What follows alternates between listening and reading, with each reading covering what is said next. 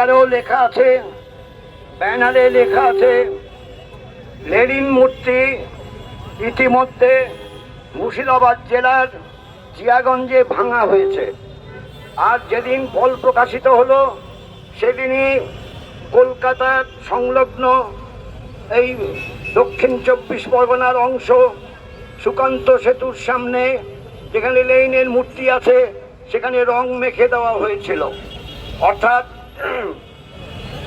বাংলার বুকে এই লেনিন মূর্তির সামনে দাঁড়িয়ে বলছি, লেনিন তো কোনো মানুষকে বিভক্ত করার জন্য দর্শন অনুযায়ী কাজ করেননি। লেনিন মানুষকে উদ্দীপ্ত করেছেন, প্রতিবাদী কণ্ঠকে জোরদার করতে সাহায্য করেছেন সারা পৃথিবীর বুকে।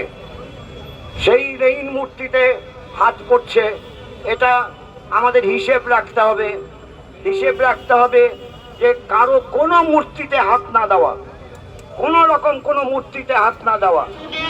ওপর যে আক্রমণ, সে আক্রমণ বন্ধ করা রাজ্য জুড়ে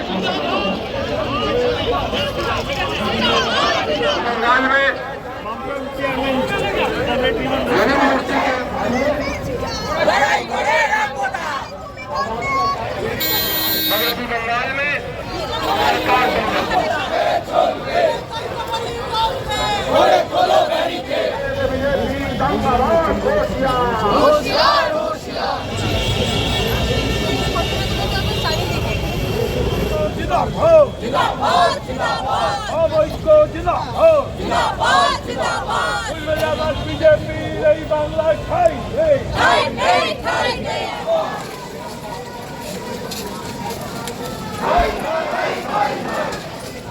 কাজ করুন,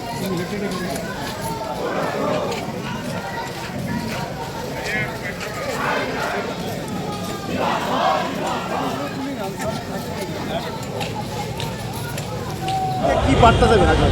মানুষকে একটাই বার্তা দেওয়া, ভয় পাবেন না। ভয় যদি না পান, যদি আপনি আপনার লড়াইয়ের পথটা যদি বুঝে যান, যদি আপনার মেরুদণ্ডকে শক্ত করেন, বিজেপির বিরুদ্ধে আরএসএসের বিরুদ্ধে লড়াই আপনি লড়তে পারবেন। আরএসএস চায় মানুষকে ভীত রাখতে, সেই কারণেই এই জেসিবি সংস্কৃতির আমদানি করছে।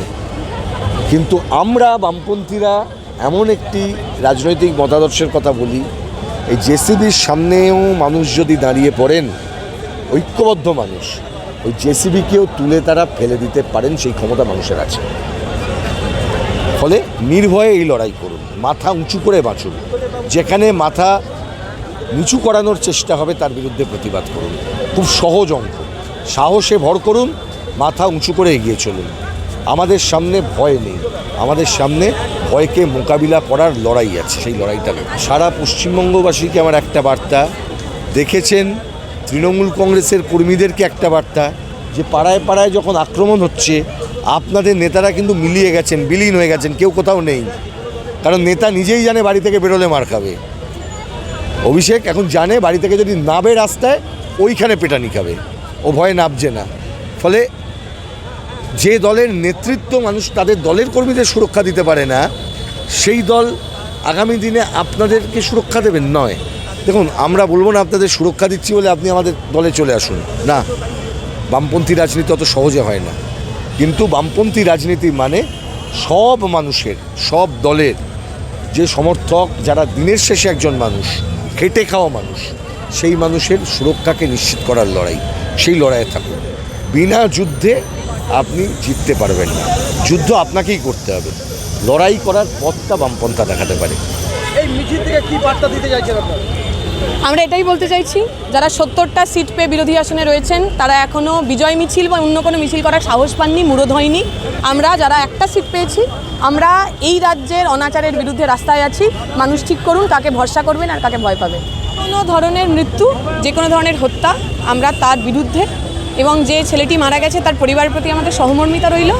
একটা সরকার ক্ষমতায় আসার পরেই এমন ঘটনা ঘটেছে, সরকারকে দায়িত্ব নিতে হবে। এর আগের একটাও তদন্ত হয়নি, এর আগের একটাও দোষী সাব্যস্ত হয়ে তারা সাজা পাননি। আমরা আশা করব যদি সত্যি ফ্রি অ্যান্ড ফেয়ার গভর্নমেন্ট হয়, তাহলে এটাতে যারা যুক্ত আছেন তারা সাজা পাবেন, তাদের শাস্তি হবে। এই মিটিং থেকে এটাই বার্তা দিতে চাইলাম যে ক্ষমতায় মানুষের রায়ে যখন এসছে, একটা গভর্নমেন্ট, তখন মানুষের ওপর যদি কোনো রকম কোনো অত্যাচার হয় বা জোর করে নিজের মত অন্যের ওপর চাপিয়ে দেওয়া হয়, সে ভিন্ন ধর্মাবলম্বী হোক, ভিন্ন ভাষাভাষী হোক বা ভিন্ন রাজনৈতিক মতের হোক, তাহলে বামপন্থীরা এবং যত কনসাস মানুষ আছেন তারা সবাই রাস্তায় নেমে আসবে এবং প্রতিবাদে সামিল হবে। তার জন্য যদি জেল হয় জেল, যদি খুন হয়ে যেতে হয় খুন হয়ে যাবে, আর যদি আক্রমণ হয় তাই হবে। ভয় পেয়ে আমরা কোনোদিন পিছিয়ে আসিনি, অভয় আন্দোলন থেকে আমি রয়েছি, রাস্তাতে রয়েছি। অতএব এই লড়াই চলবে, যে কোনো এই ধরনের অন্যায়গুলো আমরা মেনে নেব না। আর যে কোনো নিরীহ মানুষ, যে পার্টিরই হোক, যে ধর্মের হোক, যে ভাষারই হোক, তার ওপর যদি অত্যাচার হয় তাহলে আমরা কিন্তু প্রতিবাদে সামিল হব এবং আমরা কিন্তু বিচার ছিনিয়ে এনে তারপরে থামব।